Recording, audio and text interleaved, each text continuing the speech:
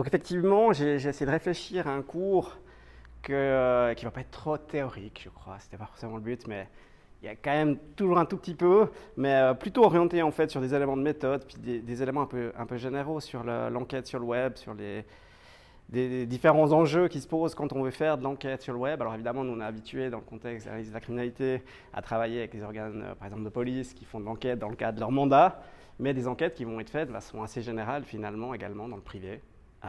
Et donc ces enjeux, ils sont finalement assez transversaux.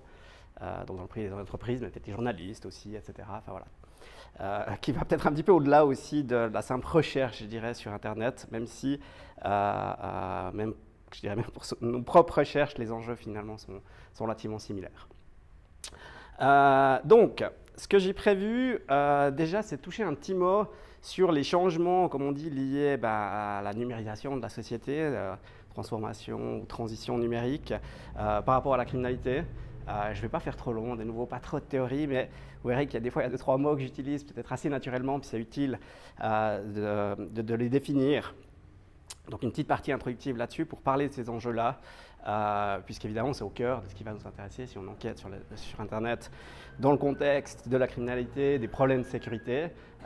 C'est bien que ces problèmes-là, ils ont aussi changé par rapport au numérique. L'enjeu, comme je disais, on va aborder après des choses un peu plus pratiques, un peu plus méthodologiques. Le premier enjeu, évidemment, c'est la protection. Pourquoi se protéger, comment se protéger lorsqu'on va faire de l'investigation en ligne. Donc, on va un petit peu traiter ça, discuter de ces aspects-là. Et puis, parler ensuite de comment on fait l'investigation en ligne. Et on a un concept qu'on appelle le champ d'investigation. Qu'est-ce que ça signifie, en fait? Si on imagine une scène de crime qui a cette pièce, on voit bien les limites des murs de cette pièce. Qu'est-ce que ça signifie, un champ d'investigation sur Internet? Quels sont ces différents espaces virtuels qu'on va investiguer? Quels sont les enjeux de ces recherches? Voilà, quelques éléments de ce type-là que j'aimerais traiter avec vous pour finalement parler un peu plus de la systématisation, en fait, ces démarches d'enquête. On va plutôt passer dans un esprit de veille, hein. Dès le moment où on passe d'une recherche ponctuelle à une recherche systématique. Et puis là aussi, comment ça se fait? Quelles sont les principales approches en fait, qui peuvent être mises en œuvre pour faire ces veilles-là? Donc voilà, ça c'est le menu. Vous n'hésitez pas, si vous avez des questions, vous pouvez me couper, il n'y a pas de problème, on peut discuter, ça ne me dérange pas du tout, on peut y revenir à la fin aussi.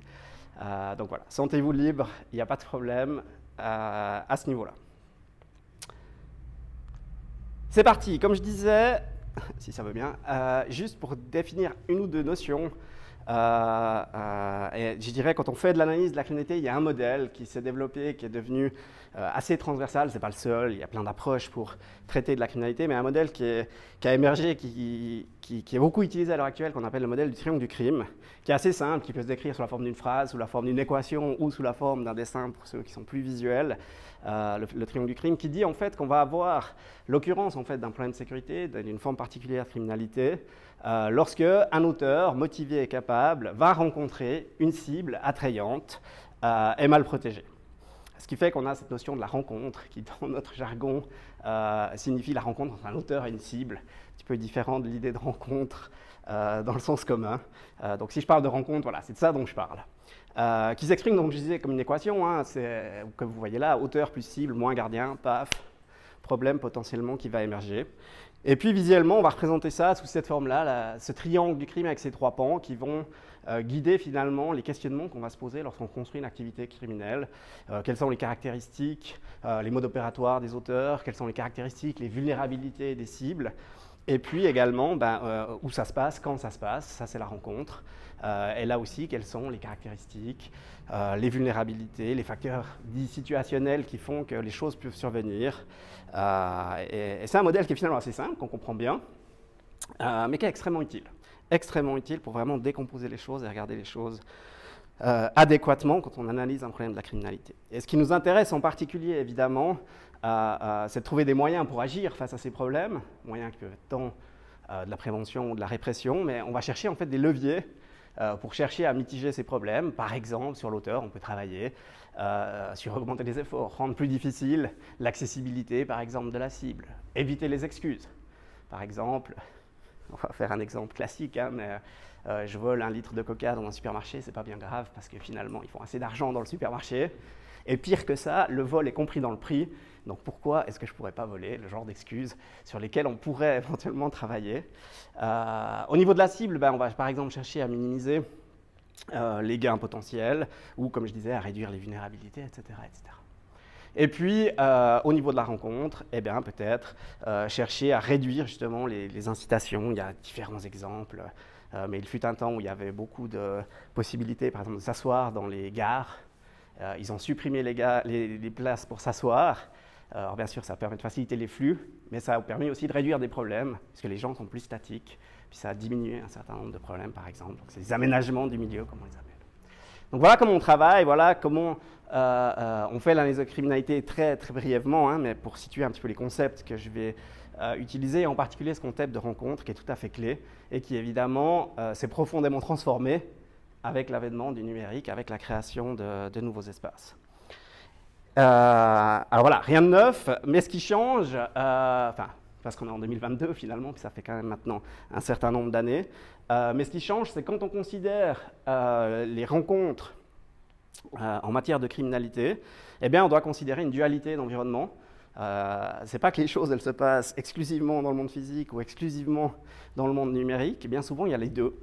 Et on va passer en fait à des analyses qui portent sur tout un tas de localisations, donc traditionnelles, géographiques, temporelles évidemment, mais aussi les localisations numériques à prendre en compte, puisque les dispositifs, en particulier portables, vont être utilisés tant pour la criminalité dans le monde physique géographique que pour des nouvelles formes de criminalité.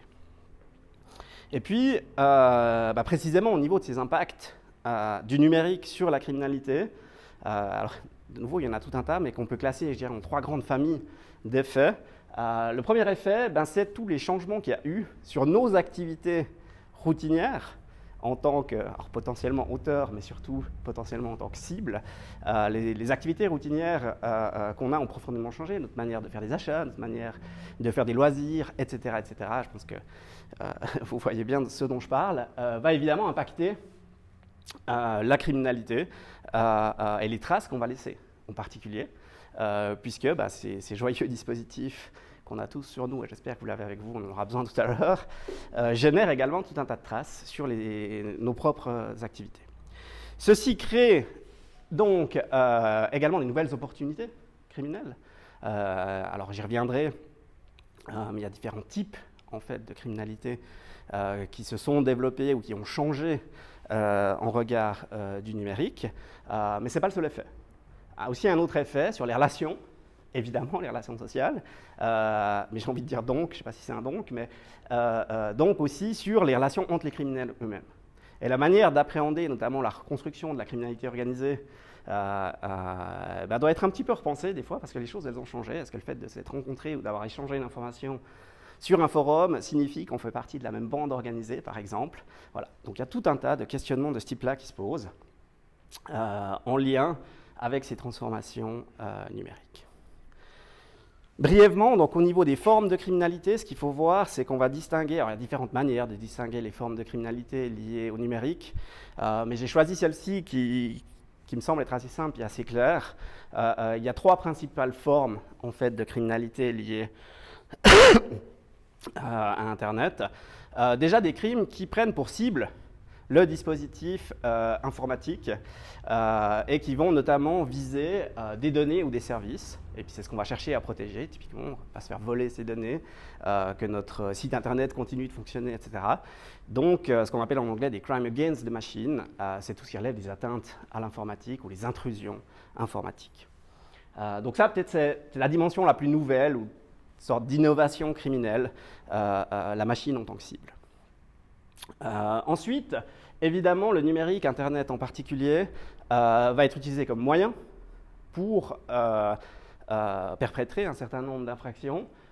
Et notamment, ça a eu des effets assez profonds, des changements assez profonds, sur tout ce qui relève des vols et des escroqueries. À l'heure actuelle, probablement qu'une large partie, alors ça, je peux le dire, c'est sûr, une large partie des escroqueries ont lieu sur Internet, probablement même la majorité à l'heure actuelle en termes de volume des escroqueries passe par le vecteur Internet. Et donc là, c'est essentiellement les délits contre les biens, vols, escroqueries, etc. Et puis finalement, les espaces virtuels comme environnement. Et dans ce cas-là, c'est la personne, la cible. Et là, on va retrouver tout ce qu'on pourrait appeler probablement des violences numériques, si je puis dire, mais toutes des formes de problèmes qui existaient déjà, mais qui aussi vont changer au travers des espaces virtuels, harcèlement, pornographie et autres violences, notamment la pornodivulgation actuellement, qui sont pas mal touchées les jeunes, où là, voilà, ce qu'on cherche à protéger, c'est les personnes. Donc voilà par rapport aux effets de ces changements numériques sur la criminalité, puis les grandes familles de problèmes qu'on a traités avec, vous imaginez bien, une grande diversité de méthodes pour traiter tout ça. On va voir un exemple par rapport à la complexité aussi de tout ça, et la complexité à reconstruire en fait ces activités criminelles, avec un exemple assez simple, qui est une forme particulière d'escroquerie. Peut-être que vous avez déjà eu ce genre de message ou des analogues. Mais typiquement, on reçoit un WhatsApp, un email, éventuellement un SMS qui nous dit, ou sur un réseau social aussi, voilà, une connaissance qui nous dit allez, j'ai besoin de toi, je suis bloqué à l'étranger, je me suis fait voler mon passeport, tout mon argent, j'ai besoin absolument que tu me transfères de l'argent via une société de transfert de monnaie. Et puis bon, c'est un ami, c'est une connaissance, plus ou moins proche, donc pas de problème, je t'envoie de l'argent. Et ça, c'est le genre de schéma de fraude qui existe, mais ça pose quand même un certain nombre de questions. Donc, a priori, relativement simple comme problème. Une escroquerie, finalement, on verse l'argent, puis voilà, on l'a envoyé à un fraudeur, évidemment, on ne la récupérera jamais. Et pour peu qu'on arrive à avoir contact avec la personne qui est notre connaissance, elle nous confirmera qu'elle n'a jamais été à l'étranger, etc. La question qui se pose, c'est comment les auteurs ils arrivent à faire ça? Et qu'est-ce qu'il y a comme autres activités qui sont sous-jacentes ou liées finalement à une escroquerie comme ça, qui va être détectée ou pas, mais par exemple détectée ici par une victime qui viendra déposer plainte. Je ne sais pas si vous avez une idée. Vous n'avez pas le droit de répondre. Qu'est-ce que ça implique de pouvoir faire ça? Exactement. Ça implique d'avoir potentiellement usurpé l'identité d'une connaissance qui vous contacte. Donc on sent déjà que derrière cette activité-là, il va y avoir une activité ou un acte préparatoire, mais potentiellement un crime, un délit en lui-même, qui consiste par exemple à voler l'accès à l'email ou l'accès au compte Facebook d'une personne par du phishing ou par d'autres moyens. Et je vole l'identité, grâce à cette identité-là, je vais pouvoir mettre en place un schéma de fraude. De nouveau, en général, c'est le genre de choses qui se passent par email. Mais ce n'est pas tout. Derrière ce genre d'activité-là, où après avoir commis l'escroquerie, il va venir d'autres formes de problèmes, d'autres formes d'activités qui vont consister notamment à blanchir l'argent. Et là, on va parler par exemple de money mule ou de package mule, suivant la forme d'infraction. Mais il va y avoir tout un tas de schémas qui passent par ça, et notamment des gens qui vont être recrutés pour faire du transfert d'argent au profit des criminels, notamment en répondant à des petites annonces en ligne qui sont des fausses offres d'emploi. Et puis on va se retrouver en fait à avoir le job de rêve, je reste à la maison, je reçois de l'argent, je le reverse, puis je gagne une commission, puis j'ai rien à faire d'autre. Mais en fait, on se retrouve en train de faire du blanchiment d'argent.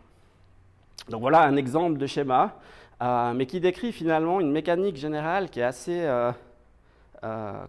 régulière au niveau de ces fraudes en ligne.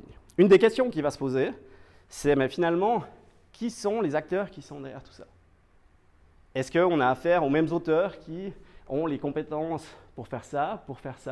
Est-ce que les mêmes, alors là, a priori, on se doute bien que ça ne va pas être les mêmes, qui vont faire ce blanchiment d'argent? Et quelles sont leurs relations? Et finalement, quel sens on peut redonner à ces relations?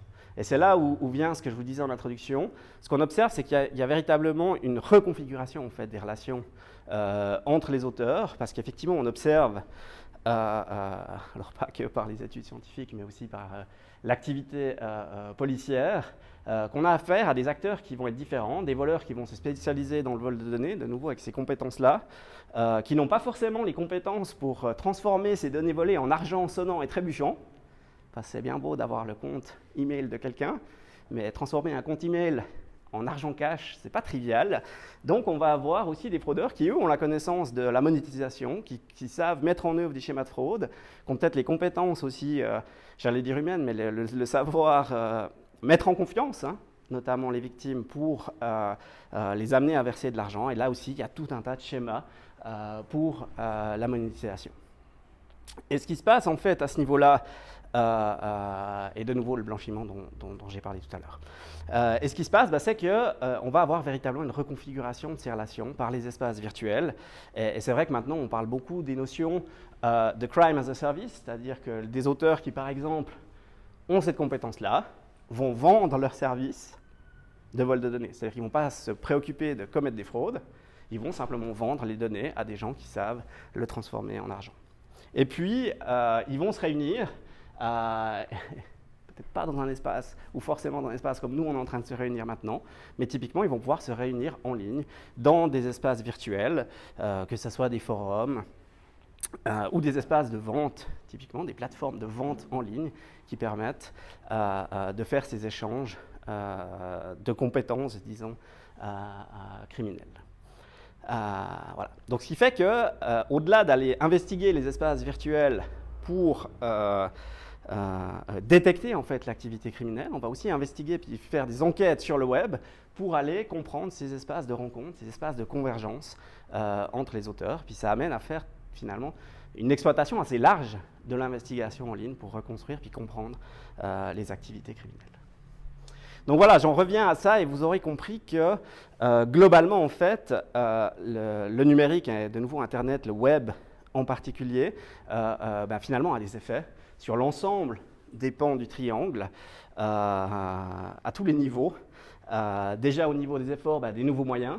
Au niveau des excuses, il y a des nouveaux effets, avec notamment, alors ça en sens social, c'est des choses que vous connaissez bien, avec des effets de désinhibition qui font que des gens qui peut-être n'auraient pas des comportements criminels tout d'un coup vont en avoir, parce qu'au travers de l'indirection de l'avatar, on se sent différent que dans la vraie vie. Puis on va avoir des comportements qui divergent un peu parfois de ce qu'on ferait face à face par rapport à une personne. On va avoir ces nouveaux espaces qui vont nous intéresser, et puis donc des nouvelles cibles, des nouvelles motivations finalement pour les auteurs.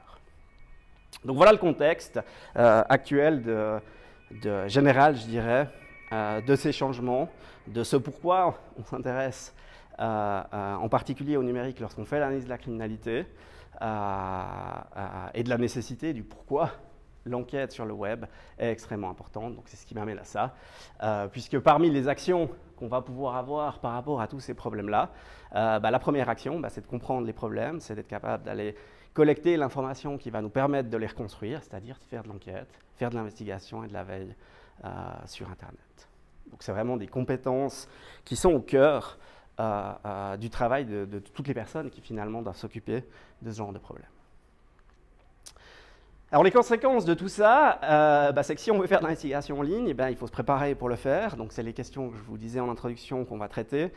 Pourquoi, comment se protéger lorsqu'on fait de l'investigation en ligne, avec les enjeux d'anonymat, de sécurité. Il faut comprendre ces nouveaux espaces virtuels pour savoir où aller chercher, comment aller chercher, qu'est-ce que ça signifie de mettre des mots-clés dans un moteur de recherche par rapport à un autre, comment ça se fait, etc. etc.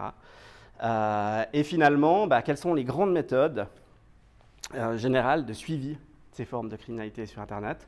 Et vous verrez que le temps que j'ai pris un peu sur cette introduction nous sera utile notamment pour cette partie-là, parce que c'est en regard de la compréhension qu'on a des phénomènes criminels qu'on va pouvoir cibler les méthodes de veille de la criminalité en ligne. Voilà, alors, j'ai déjà pas mal parlé, beaucoup d'informations. Je vous propose d'être un tout petit peu actif. Vous pouvez sortir vos téléphones ou ordinateurs de votre poche et d'aller faire une enquête, une observation, une investigation d'une page web. Je vais le faire avec vous. C'est bien si tout le monde le fait. Enfin, c'est le but. Je vous ai mis un QR code. Normalement, ça marche avec... Ah, tac. Et puis là, alors, contrairement au cours, comme on fait d'habitude, l'objectif là, c'est d'aller regarder chez son voisin. Donc, je vous propose de vous montrer vos écrans. Vous avez réussi à accéder à la page web. Donc il faut vous regarder, montrer. OK?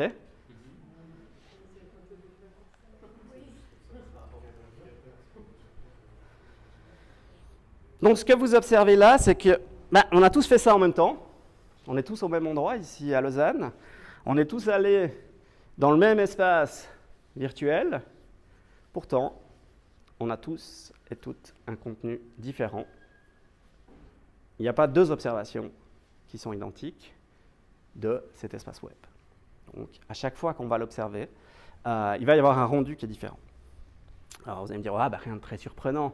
A priori, alors en l'occurrence, c'est évidemment un site web que j'ai construit dans cet objectif-là, mais c'est quelque chose qui est assez déroutant, en particulier lorsqu'on fait de l'enquête dans un contexte policier ou dans le contexte, imaginez les séries télé, puisque c'est bien ça dont on parle, hein, de l'enquête, où finalement, quand on va faire l'observation d'une scène de crime, ben, à chaque fois qu'on va la voir, potentiellement, on voit autre chose, quoi.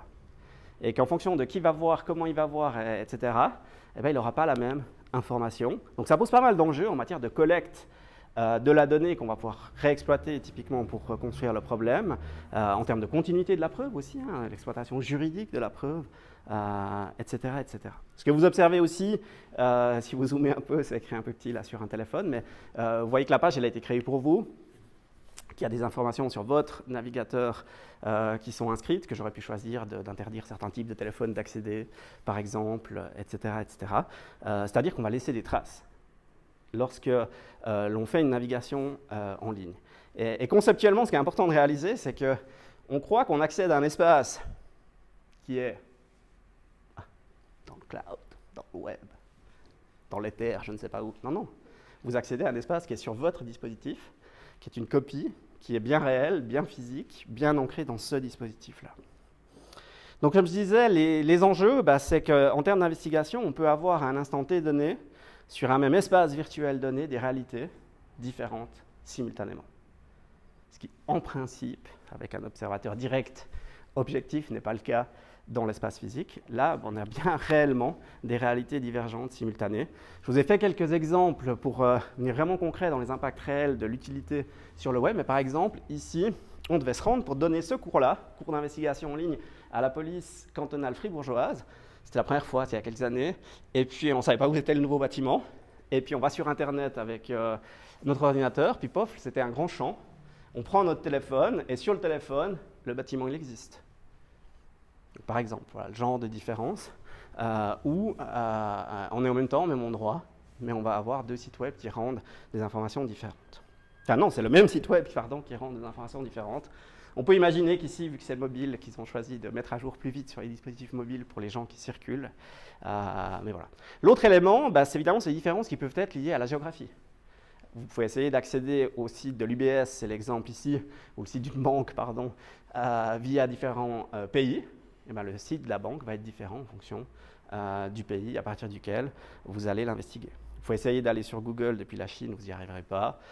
Vous pouvez essayer d'accéder à certains sites de vente, de contrefaçon de montres depuis la Suisse, vous n'y arriverez pas parce qu'ils ont bloqué la Suisse, puisqu'ils savent que la Suisse est active dans la lutte, par exemple, contre la contrefaçon de montres. Donc là aussi, en matière d'investigation, bah déjà, il faut y penser. Il faut penser que c'est utile de varier les dispositifs d'observation, de varier les lieux d'observation.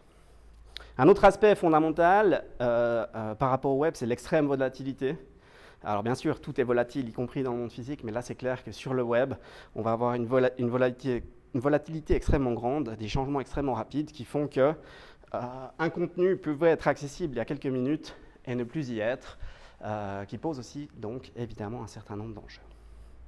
Et puis le dernier objectif de cette investigation-là, bah, c'est de réaliser qu'on laisse tout un tas de traces lorsqu'on va faire de l'investigation en ligne et qu'on ne peut pas faire autrement. On ne peut pas rester à distance, prendre une photo de la scène de crime sans laisser des traces. On doit rentrer, si on veut, sur la scène de crime numérique. Et donc, il faut faire attention, il faut protéger son anonymat, il faut protéger sa propre sécurité, parce qu'on arrive dans un espace qui est bien réel. Hein. On parle virtuel, mais c'est bien réel, hein, c'est bien un monde réel et actuel qu'on va investiguer, avec des usagers, avec des criminels, des investigateurs potentiellement, des chercheurs que nous sommes en parallèle, qui vont faire de la veille, qui vont faire du contenu, qui vont récupérer du contenu, mettre du contenu, etc. etc. Donc ça implique de travailler de façon adéquate.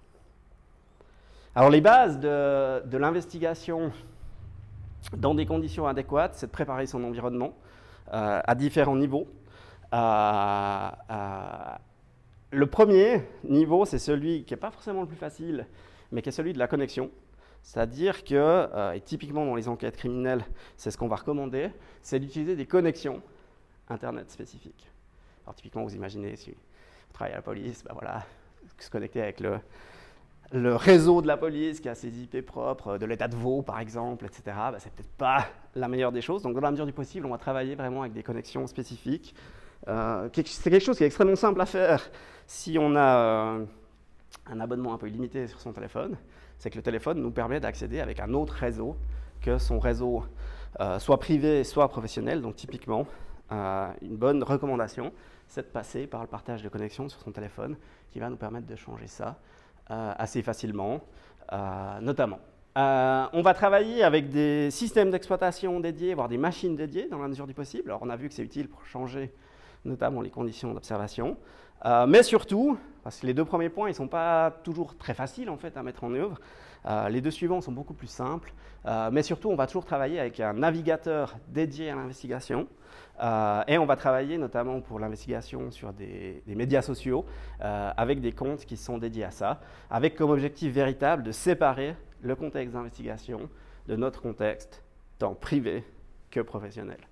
Et ce n'est pas parce que c'est notre métier de faire de l'investigation qu'il ne faut pas séparer véritablement l'investigation du contexte professionnel. Il faut vraiment distinguer les choses pour notamment se protéger et éviter de laisser des traces. Donc comme je disais au niveau de la connexion, ben voilà, on va essayer d'utiliser des connexions qui n'appartiennent pas à notre propre organisation. Typiquement, on va pouvoir utiliser par exemple des VPN ou des proxys qui vont permettre de créer une indirection qui va nous permettre de nous protéger.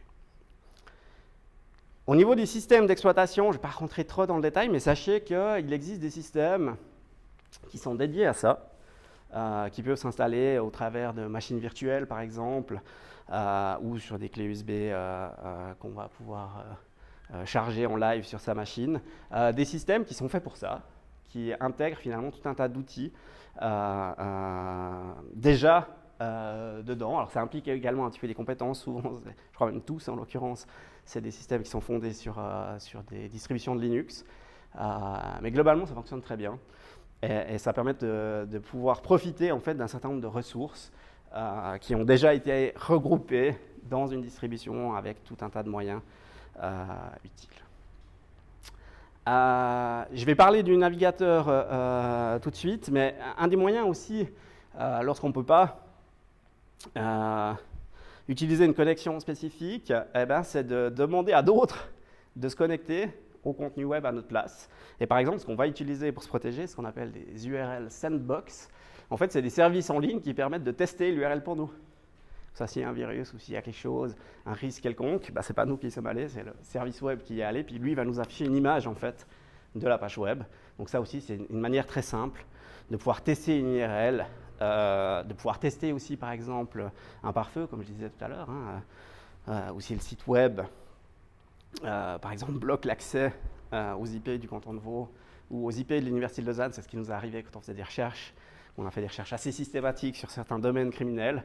Et puis d'un coup, du jour au lendemain, on voyait les sites qui n'étaient plus accessibles. Et de toute évidence, ils avaient gentiment bloqué nos adresses IP de l'Université de Lausanne parce qu'ils avaient compris qu'on allait assez régulièrement regarder ces sites-là. Ben voilà, on va pouvoir utiliser ce genre de sites-là, notamment pour détecter le phénomène.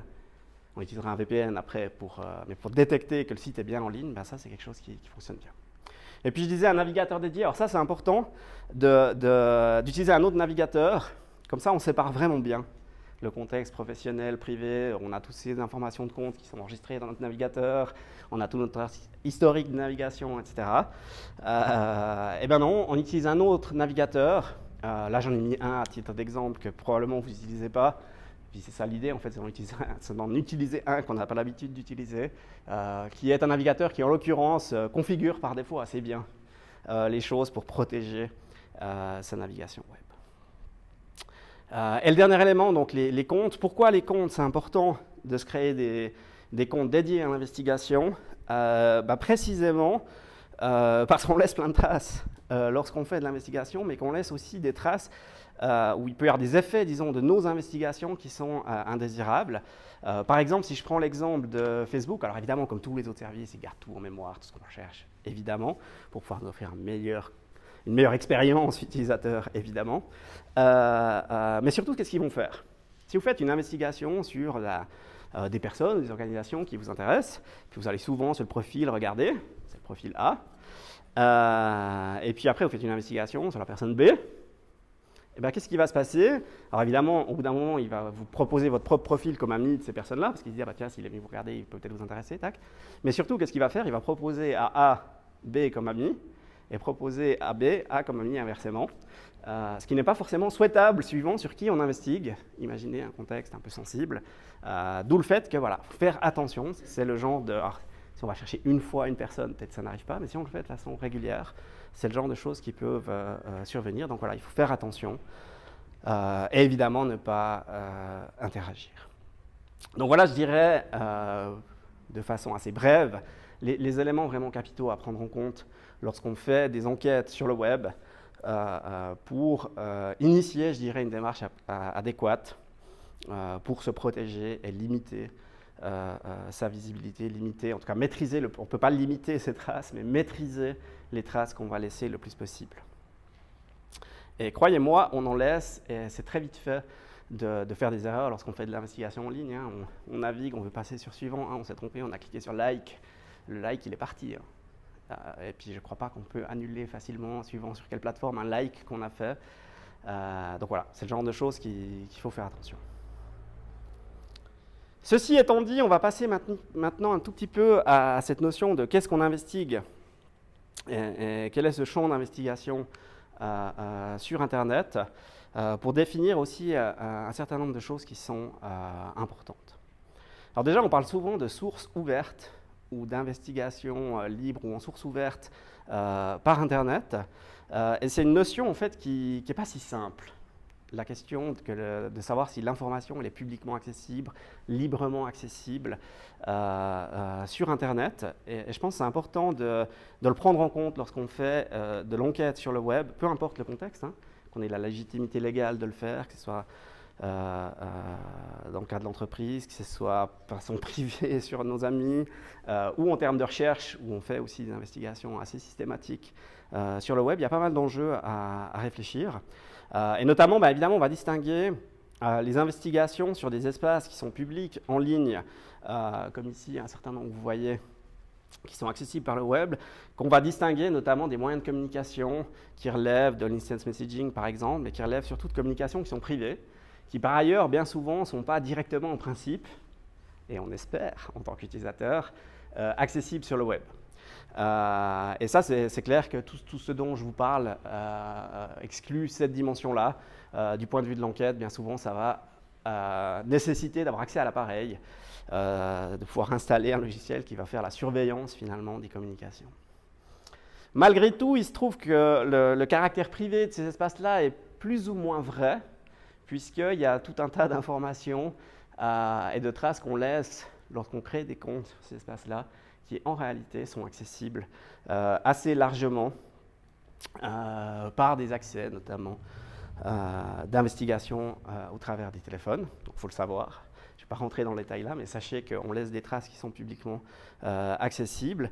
Mais surtout, ce qu'il faut voir, c'est qu'entre l'usage finalement de ces moyens de communication en ligne, de ces plateformes en ligne où on diffuse de façon publique l'information et l'usage de ces moyens de communication-là qu'on a tous les jours, qu'on suppose bien privés, ce n'est pas une dichotomie fermée, c'est un continuum véritablement entre les deux, qui soulève pas mal de questions en fait, sur le degré d'accessibilité de l'information qu'on va récupérer lorsqu'on fait de l'enquête. Et c'est vraiment une des questions clés qu'il faut se poser. Est-ce qu'on a affaire à un espace privé ou public? Est-ce que c'est une information finalement privée ou publique?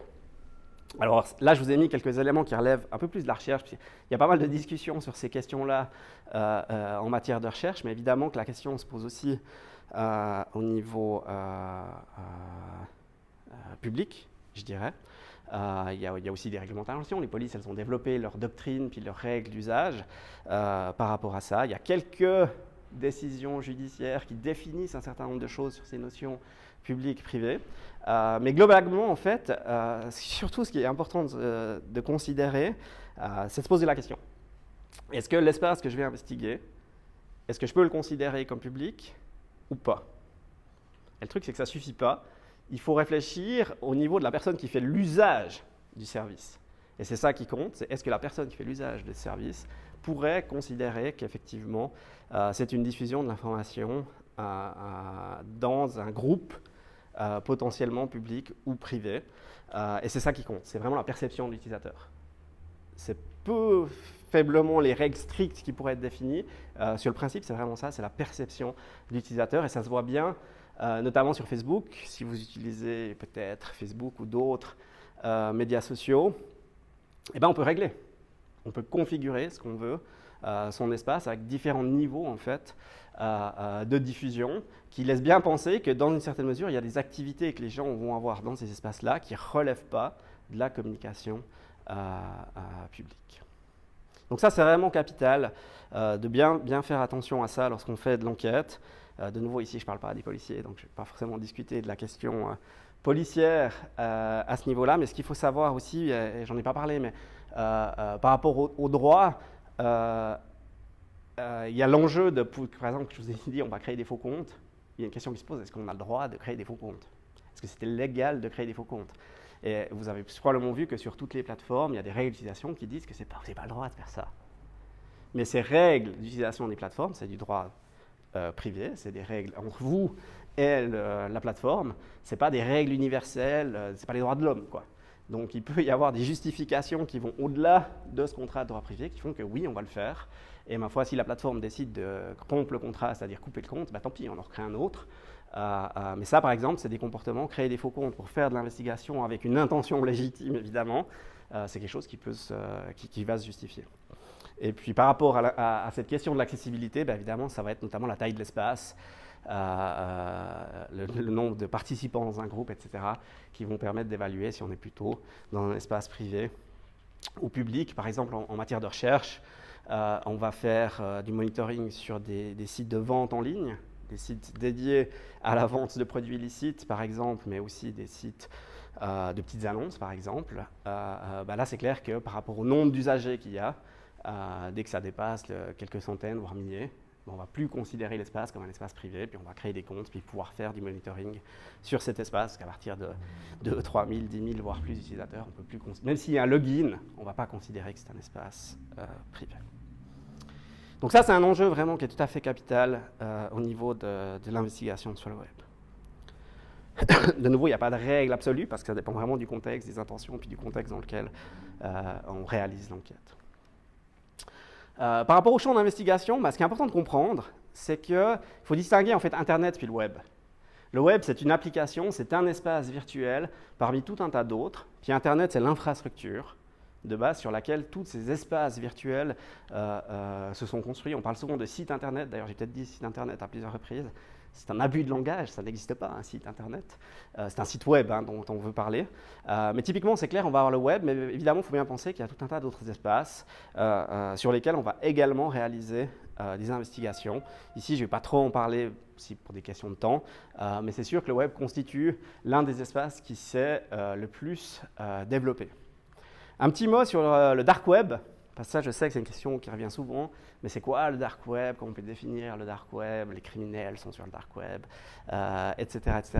Et à peu près toutes les définitions qu'on voit dans les médias ou qui sont traditionnellement utilisées pour définir le dark web sont fausses. C'est-à-dire que le dark web, ça n'est pas ce qui n'est pas indexé par les moteurs de recherche, par exemple. C'est une très mauvaise définition. Le dark web, ça n'est pas l'espace utilisé par les criminels pour faire de la criminalité. Parce que non, le dark web est aussi utilisé pour tout un tas d'autres activités tout à fait légitimes. Le dark web, c'est quoi? Ou plutôt, les dark web, c'est quoi? En fait, c'est des espaces. Ce qu'il faut comprendre, c'est que l'espace web, contrairement à peut-être ce qu'on a le sentiment, c'est un espace qui est régulé. C'est un espace qui est régulé notamment par une autorité centrale qui s'appelle l'ICANN. En partie également par nos États géographiques bien réels, mais surtout par l'ICANN, qui est le propriétaire du web. C'est à eux qu'appartiennent tous les espaces web. Et eux, ils vont mandater les entreprises pour louer des espaces, vendre des espaces à des usagers. Mais c'est un espace en fait qui est régulé, le web. Et on doit s'inscrire, on doit donner son identité pour obtenir notamment un de ces espaces web. Et en fait, les dark web se sont créés par rapport à ça. Les dark web, c'est quoi? C'est des espaces autorégulés. Des espaces web autorégulés qui ont développé des systèmes qui s'abstraient de ces modes de régulation, notamment comme le WHOIS, etc., qui existent sur le web. Pour faire l'analogie avec le monde réel, c'est par exemple au Danemark, à Copenhague, il y a Christiania, si je ne dis pas de bêtises le nom, qui est une petite île qui se dit être un espace autorégulé, ce qui est plus ou moins vrai, mais voilà, ils sont autorégulés, ben voilà, c'est un peu ça le dark web. C'est un espace autorégulé sur lequel on va pouvoir créer des espaces sans diffuser son identité, par exemple. Au moment où je crée un espace web, il existe, il est à moi. Et je n'ai pas besoin de donner une quelconque identité pour créer l'espace. Et c'est ce genre de mécaniques-là qui ont été développées. Il y en a plusieurs, comme je disais, le plus connu, c'est le point Onion, qui utilise une infrastructure et un navigateur particulier, enfin pas un navigateur particulier, mais une infrastructure technique particulière qui s'appelle Tor, qui permet d'avoir des indirections, qui permet de protéger l'anonymat également. Et voilà, pour bien comprendre cette notion-là, c'est ça, le dark web, c'est vraiment ça, c'est des espaces autorégulés qui visent à protéger l'identité des utilisateurs, tant du point de vue de ceux qui créent les sites web que des personnes qui naviguent sur le web. Dernier élément, au niveau des espaces web, il y a deux types fondamentalement différents d'espaces web qui ont fait en fait ce qu'on a appelé le web 1.0 puis après le web dit 2.0. C'est des espaces qu'on peut appeler plutôt des espaces dédiés ou par opposition aux espaces mutualisés, qu'on appelle plateformes également. Les espaces dédiés, c'est des espaces que les gens vont créer, où ils vont créer le site web. Par exemple, si je veux vendre, je reviens sur mon exemple des fausses montres, si je veux vendre des fausses montres, je peux créer un magasin en ligne pour vendre ces fausses montres. Je fais un shop en ligne, il y en a plein, il y en a des milliers. Et là, c'est clair que puisque j'ai créé le site, je vais laisser plein de traces. Et puis, je vais avoir une investigation qui va être réalisée où je vais devoir détecter ces espaces dédiés.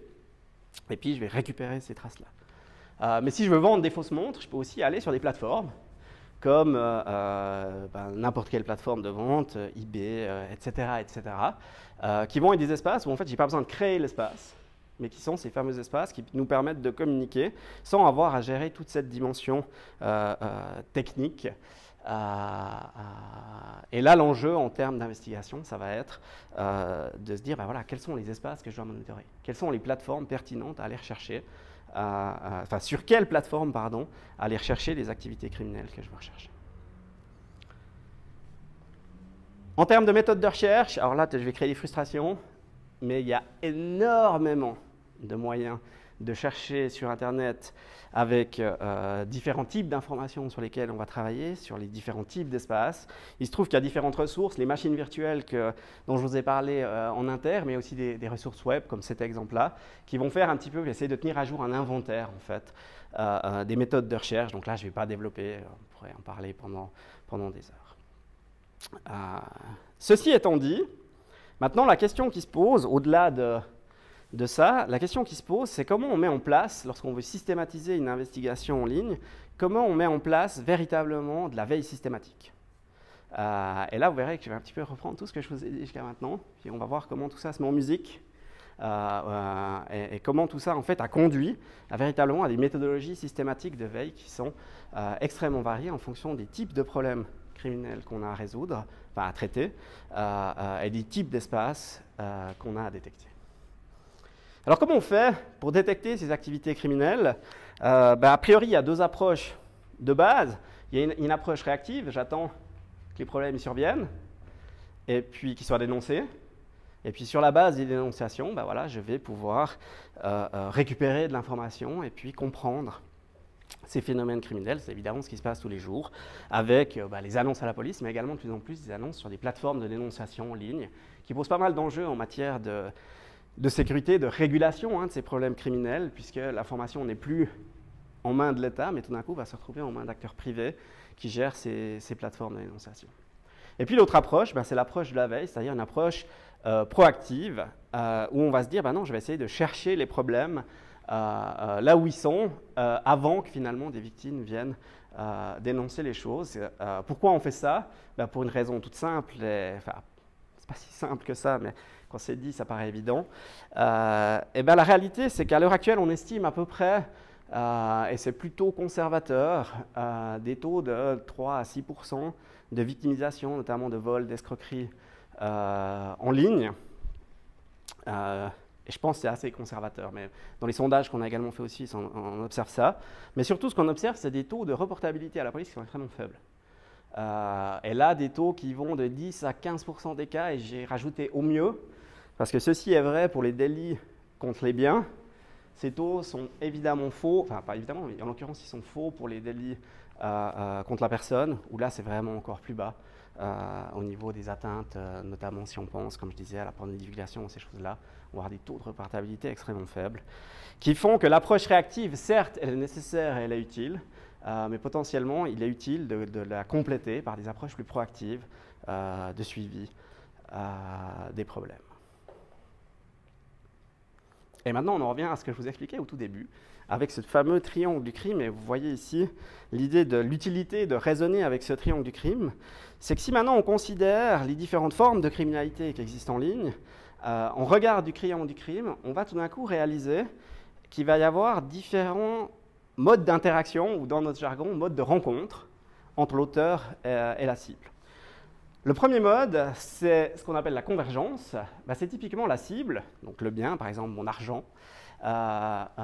qui va être, ou un bien typiquement que je souhaite vendre, qui va être donc rendu accessible dans un espace de convergence où moi-même, voilà, je vais mettre une petite annonce sur un bien, puis l'auteur il va venir dans cet espace-là, et puis la rencontre va se passer dans cet espace de rencontre, de convergence entre la cible et l'auteur. Des espaces qui peuvent être dédiés de nouveau à la criminalité, ou des espaces de tous les jours, comme les plateformes de vente en ligne. Donc ça, c'est la convergence.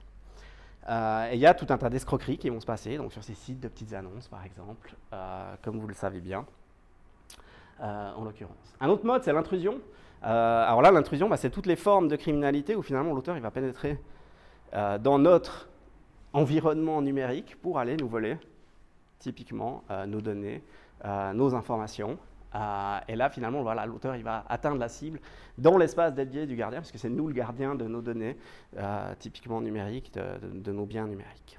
Donc ça, on a un mode d'intrusion, où véritablement, ça va se passer dans l'espace de la victime. Et puis finalement, un autre mode que vous connaissez aussi bien, probablement, qu'on entend souvent, je dirais, en matière de prévention, c'est attention au phishing, à l'hameçonnage, où là, finalement, quand on se fait hameçonner, c'est nous qui, intentionnellement, allons donner notre bien, c'est-à-dire par exemple nos données, dans un espace que l'auteur a créé pour récupérer ce bien. J'imite le site web de la banque, pof, je vais dessus, je mets mes informations de connexion. Alors effectivement, on est abusé, mais c'est bien nous qui allons rendre accessible la cible dans l'espace du gardien. Donc ça, c'est vraiment trois modes fondamentaux d'interaction de ces activités criminelles en ligne et d'impact du numérique sur les activités criminelles, mais qui, comme vous vous en doutez, vont avoir un impact assez énorme sur la manière de pouvoir les détecter, puisque c'est en fonction de ça qu'on va mettre en œuvre des méthodes de veille, d'enquête sur le web, en fonction du type d'activité qu'on a à reconstruire. Alors typiquement, si on prend l'exemple de la convergence, typiquement qui vont se passer sur ces plateformes en ligne qui sont connues, l'enjeu c'est quoi? C'est de savoir cibler les plateformes où les problèmes y se passent. Ce n'est pas le plus difficile, mais ce n'est pas non plus trivial de savoir est-ce que je fais mon enquête en ligne, ma veille en ligne sur la bonne plateforme, est-ce que sur cette plateforme-là, il se passe des escroqueries ou pas, par exemple. Et là, typiquement, on va pouvoir travailler sur la popularité des espaces, en partant de l'hypothèse que plus une plateforme elle est populaire, plus il y a de chances qu'il y ait des activités illicites. Quand on est dans un schéma d'intrusion, où les auteurs ils vont chercher à pénétrer dans l'espace, dans notre espace, typiquement notre boîte mail, notre ordinateur, etc. Là, en fait, l'idée, c'est quoi? C'est de se rendre visible comme victime potentielle. Ce qu'on appelle les honeypots ou les pots de miel. Et puis, on va créer des pots de miel pour attirer les criminels à venir nous cibler pour pouvoir précisément détecter ce genre de tentatives d'intrusion, ce genre de tentatives de fraude. Et donc, on regarde ce mode opératoire-là des auteurs, c'est l'honeypot qui va être la méthode de détection. Et puis finalement, par rapport au hameçonnage, alors là, ça devient plus compliqué. Vous aurez compris que suivant les phénomènes criminels, il peut y avoir plusieurs de ces modes d'interaction en séquence. Ce n'est pas que chaque problème fait recours à un seul et unique mode d'interaction. Malgré tout, il y a tout un tas de situations où on va avoir, par exemple, pour donner un exemple concret, je reçois un email qui va me faire aller sur un site web de l'auteur, donc il va combiner à la fois une forme d'intrusion puis ensuite de l'hameçonnage. Mais malgré tout, il y a tout un tas d'autres formes qui relèvent vraiment de l'hameçonnage ici, c'est-à-dire où pour que l'activité se passe, il faut que la personne elle est sur le site de l'auteur. C'est typiquement tout ce qui est du commerce illicite, tout ce qui est de la vente de contrefaçon, etc. Si moi je fais de la contrefaçon, que je vous vends de la contrefaçon, il faut que vous veniez intentionnellement sur mon site. Et là, c'est des espaces dédiés typiquement créés par les auteurs qui sont bien plus compliqués à détecter. Et là, la stratégie, notamment, ça va être de travailler sur la visibilité que les auteurs vont mettre en œuvre pour rendre leur espace accessible. Et typiquement, on va faire des recherches systématiques par mots-clés sur les moteurs de recherche, les réseaux sociaux. Et ça, typiquement, c'est la première méthode de veille sur Internet qui travaille donc sur l'hameçonnage, c'est créer des réseaux de veille.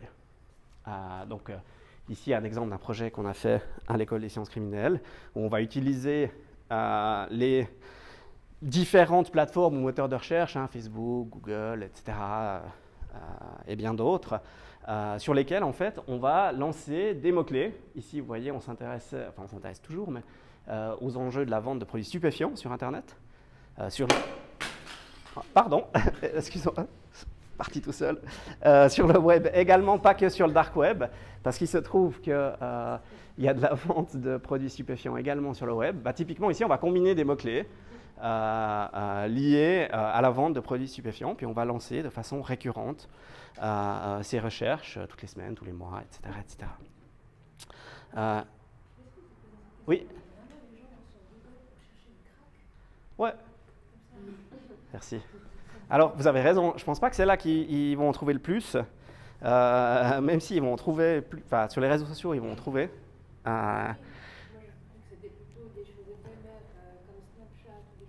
C'est juste, vous avez absolument raison. Snapchat, TikTok à l'heure actuelle, où on va avoir des vendeurs qui vont même se rendre visibles, voire cibler des jeunes, par exemple, pour faire de la vente. Absolument.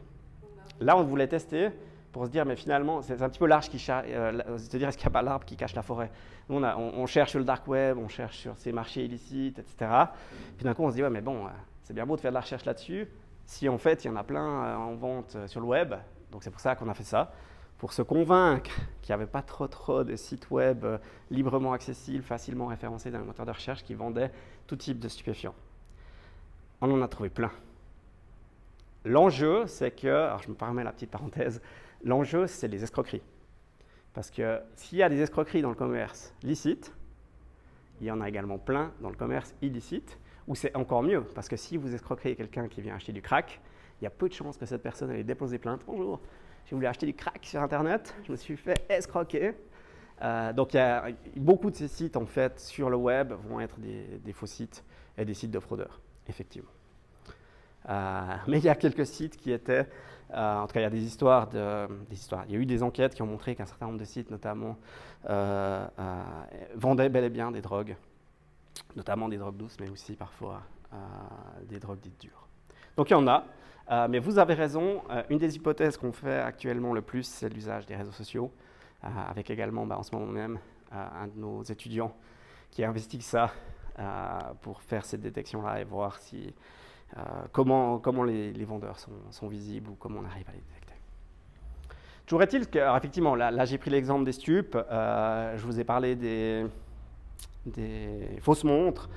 Une autre recherche qu'on a faite, c'est sur les produits dopants, qui soulève aussi pas mal d'enjeux de santé publique, notamment au niveau des produits dopants. Et là, un doctorant à l'École des sciences criminelles qui a travaillé sur une recherche systématique pour détecter en fait les sites qui vendent des produits dopants en ligne. Il a fait, donc c'était sur pratiquement 2 ans, à peu près 230 mots-clés utilisés de façon systématique sur les différents espaces ici que vous voyez là, à peu près 2 millions d'URL collectés comme ça. Au début, on faisait tous les jours, après on a fait toutes les semaines, etc. On a essayé différents rythmes, pour au final détecter, donc sur cette période-là, à peu près 5000 sites web actifs. Et à 3-4 moments, on est allé récupérer, donc faire le crawling, si vous voulez, enfin le téléchargement de ces pages web. À chaque fois, on arrivait à peu près à ce chiffre-là, entre 5 et 6 000 sites actifs sur cette période-là. Mais surtout, ce qui est intéressant de voir, c'est qu'au niveau des moyens de détection, ici, c'est les taux de recouvrement. C'est-à-dire, juste pour faire un exemple très simple, entre Yahoo et Bing, on a 91% des sites qu'on a pu détecter sur Yahoo et Bing. Parce que, en l'occurrence, à l'époque, je ne sais pas si c'est toujours le cas, mais je peux vérifier, mais ils partageaient leur banque de données en termes d'indexation. Par contre, ce qu'on voit, c'est que les taux de recouvrement sont beaucoup plus faibles si on cherche, par exemple, entre Google et YouTube. Il n'y a que 2% de recouvrement. Ça veut dire que ce qu'on a trouvé sur Facebook, on ne le trouvait pas en faisant une recherche Google. Et ça, en fait, ça illustre des stratégies de promotion, de visibilité des auteurs qui varient en fonction, précisément, de leur choix de visibilité. Et qui fait qu'en termes de veille, il faut élargir si on veut avoir une image la plus complète possible. Oui? Et du coup, comment vous intégrez le fait que, par exemple, maintenant, YouTube, ça appartient à Google et que ça évolue dans la question de tout recouvrement? Parce que maintenant, si je vais sur YouTube, je suis sur Google, ok, peut-être des choses qui se partagent. Vous avez absolument raison. Ceci, donc ça c'est la réalité à ce moment-là. Là, en l'occurrence, on n'a pas continué dans le temps, mais probablement que les choses changeraient, puis elles évoluent évidemment au niveau du temps. Google+, ça n'existe plus, notamment. Donc voilà, il n'est plus là, l'espace, on ne peut plus chercher dessus. Mais effectivement, il y a beaucoup d'enjeux en termes de dynamique. Et probablement que si on devait le faire maintenant, on aurait choisi d'autres espaces que, par exemple, Facebook, Twitter. De manière générale, comment on fait quand on fait là, c'est un travail, c'est une réflexion, mais comme ça évolue, on entend parler de la... Comment on appelle ça? Le fait que ça disparaisse assez vite. Que Oui, c'est dynamique, ouais. Voilà. Volatile. Comment on peut faire? Ça me paraît vraiment très difficile en fait, de suivre la trace quand certaines entreprises se mettent ensemble, d'autres disparaissent. Ah, c'est juste, vous avez raison. Le fait que ce soit difficile, c'est difficile. Alors évidemment, si c'est extrêmement volatile, c'est difficile, parce que ça implique d'être en continu à faire du suivi. Au niveau de l'enquête, ça peut arriver dans des cas particuliers. Je pense notamment à Snapchat, par exemple. La SnapMap qui est publiquement accessible, qui va être un espace où on peut faire des recherches. Là, on a une volatilité qui est extrêmement grande. Donc ça veut dire que dans un contexte particulier, si on s'intéresse à une région particulière, à une thématique particulière, on va peut-être pouvoir mettre en place des choses. Mais ouais, effectivement, là, ça impliquerait, si on voulait avoir une image globale, d'en permanence récupérer l'information, ce qu'on ne va pas pouvoir faire. Mais là, de nouveau, ça dépend du type de problème, du type de question qu'on va se poser, du type d'enquête. Là, l'objectif, c'était d'avoir une idée, je dirais, un petit peu globale du phénomène. Et puis certes, on a une image qui est parcellaire, mais surtout ce que ça montre, c'est que chercher sur Google en se disant je mets 3 mots-clés sur les produits dopants, par exemple, pour cet exemple-là, sur Google, on risque de passer à côté de beaucoup de choses, parce que le champ d'investigation couvert par Google n'est pas représentatif du champ d'investigation réel du problème, en l'occurrence qu'ici on cherchait à traiter, notamment par le fait qu'il y a plein d'auteurs qui ne vont pas être visibles. Enfin, ici, de sites web plutôt, plein de sites web qui ne vont pas être visibles du tout sur Google. Donc c'est exactement ça l'enjeu. Et je ne dis pas qu'il n'y a pas de solution miracle, de solution universelle au problème. C'est vraiment au cas par cas en fonction de la nature du problème qu'on a à traiter. Et je vais y revenir, il y aura peut-être des éléments de réponse à votre question tout à l'heure. Je suis presque au bout, je vous rassure. Quelques éléments de réponse à votre question.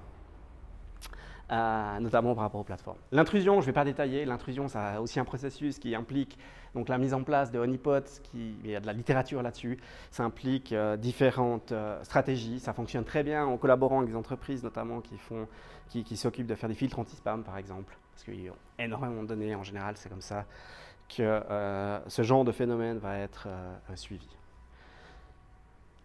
L'un des enjeux, et peut-être que ça va vous donner un élément, ou peut-être pas, mais en tout cas c'est une question qui me revient souvent, c'est par rapport à ces espaces de convergence sur les problèmes criminels, mais surtout des utilisateurs, comment on choisit l'espace qu'on va investiguer. C'est quoi l'espace adéquat en fonction du problème qu'on a à traiter. Précisément, il y a différentes stratégies pour faire ce choix-là, donc du champ d'investigation. Déjà, c'est de travailler sur les cas qu'on connaît. C'est-à-dire, par exemple, les cas reportés, c'est ce qu'on fait, les cas reportés à la police, et puis on va faire des statistiques, et puis observer que pour certains types de phénomènes, par exemple des fraudes dans l'e-commerce en Suisse, voilà, on va avoir des plateformes de vente particulières qui vont être ciblées en fonction de leur popularité, par exemple. Par contre, pour d'autres problèmes, des problèmes qui touchent plus ici le romance scam ou la sextorsion, là on voit quand les espaces, évidemment, ils vont changer parce que la nature du problème est différente. Et là, on va être plus sur par exemple, des médias sociaux qui servent à la rencontre. Donc ça, c'est une manière, évidemment, de cibler, et de se dire, bon, bah, ok, on va faire de la veille sur ces espaces-là prioritairement, parce que c'est là qu'il y a le plus de gens qui vont... des cas connus, on voit que c'est les espaces les plus touchés. Un autre moyen pour réfléchir, puis détecter, choisir les espaces, c'est de travailler typiquement avec des agrégateurs ou des forums qui traitent des problèmes. Il y a plein de forums spécialisés, notamment ici j'ai fait l'exemple pour le dark web. Si on cherche à identifier les marchés illicites du dark web, eh bien, il y a des pages web qui référencent, qui suivent les marchés illicites du dark web. Il y a des forums dédiés. Ici, par exemple, Reddit, sur le dark web, à partir desquels ben voilà, on va aller regarder. C'est typiquement, pas que des criminels, mais notamment les personnes qui vont échanger. Je vous parlais de ces espaces de convergence, mais on va aller sur ces espaces de convergence-là pour détecter les plateformes et puis ensuite aller faire le monitoring systématique de ces cryptomarchés, par exemple, du dark web. Pour ce qui est des réseaux sociaux, alors là, c'est toujours été un truc, on me disait toujours, mais comment on sait quels sont les réseaux sociaux à monitorer? Et puis, difficile. Alors, qu'est-ce qu'on va faire? On va, par exemple, utiliser des statistiques. On se dit, on va utiliser les statistiques des usages de ces plateformes dans la population. Et puis, ouais, mais c'est qui les a, ces statistiques? Puis, comment on peut obtenir ces données fiables? Ici, c'est un exemple, entre guillemets, d'utilisateur suisse en 2016. Je n'ai pas mis à jour parce que depuis, je crois, 2017-2018, en fait, on a réalisé qu'on n'avait pas besoin de ça pour faire ce choix-là, parce que voilà, il y a un enjeu, quoi. Quelle est la fiabilité, finalement, de ces sources-là? Mais qu'il y a une méthode très simple pour voir quels sont les espaces réellement utilisés par les gens, c'est d'aller sur les sites de téléchargement des applications, que ce soit sur l'App Store ou Play Store. En fait, sur ces sites-là, on a les statistiques des usages des applications et en particulier des moyens de communication. Alors ici, je l'ai laissé exprès, il date un peu, mais on voit bien ici la période et pourquoi c'est le certificat Covid qui sort numéro 1, mais vous pourrez aller regarder, ici je vous ai mis les URL. Il suffit d'aller dessus, puis de suivre. Et ça, c'est une méthode de veille qui est extrêmement efficace. Parce qu'on me dit toujours, mais moi je suis jamais sûr d'être à jour, est-ce que les jeunes ils utilisent toujours la même chose que moi, etc. etc. C'est facile à suivre. Hein. Si on regarde là, on a TikTok bien avant Facebook, quoi. Et c'est toujours le cas maintenant. Donc si on continue à faire de l'investigation sur Facebook, parce qu'évidemment on fait ça, mais qu'on ne fait que ça, c'est pas dur en fonction du problème qu'on a traité de réaliser qu'on passe peut-être à côté de quelque chose si on ne va pas regarder Instagram, TikTok, etc. etc. Donc ça, c'est une méthode qui marche très bien pour se tenir à jour et puis suivre les évolutions des comportements finalement de tous les usagers. Et tout dernier point, et je vous promets, j'arrête là au niveau des contenus. L'autre élément à prendre en compte pour cette question-là, c'est de prendre en compte la géographie. C'est-à-dire qu'il faut bien penser, quand on fait de l'enquête sur le web, que ce qui est notre réalité à nous, lausannois, vaudois, suisses, etc., n'est pas la réalité de tout le monde, y compris des gens en Suisse, mais surtout à l'international, et que nos réseaux sociaux, nos espaces d'échange ne sont pas les mêmes. Ici, je vous ai mis quelques exemples. Il y en a plein que vous connaissez sûrement, évidemment, Facebook, YouTube, WhatsApp, ça va bien. Wexin, WeChat, QQ, Doing, etc. etc. Je ne sais pas si vous connaissez QQ, par exemple.